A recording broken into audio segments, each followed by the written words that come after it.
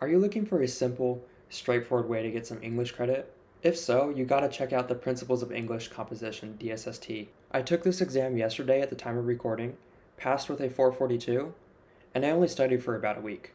Hi, I'm Roman. I'm a college student who's passed 8 CLEP and DSST exams, and in this video, I'm going to show you what this exam actually looks like and how to study for it. So this will usually cover an English part of your degree, usually for like English 101 or sometimes 102, and it usually awards about 3 credits. When I took it, it had 72 questions, so a little bit less than most DSST exams.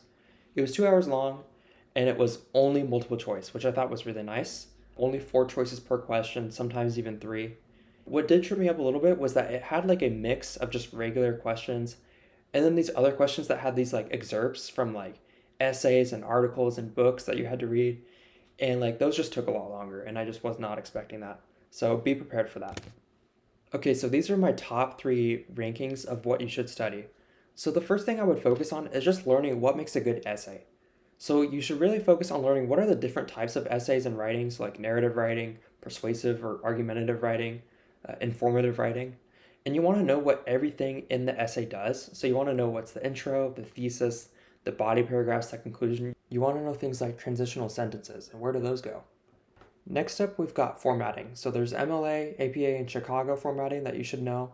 Know the citations for them, know how to quote things, what does it mean to paraphrase, signal phrase, that kind of thing. Don't worry about the formatting too much though. I felt like most of the questions were really about understanding an essay and testing your reading comprehension. But then we've also got number 3 for grammatical terms. There's like comma splice, juxtaposition, subject-verb agreements. You do want to know this stuff. Not a whole lot. Don't spend too much time doing it. Just make sure you know like a good baseline of this. For some general tips for this test, do note there is some reading questions and some just regular questions. They're all kind of randomized. A lot of the questions really do feel like common sense, so really trust your intuition. Some things might seem like they're the obvious answer, and then you're like, oh wait, that's too obvious. It can't be that thing. Well, it actually might.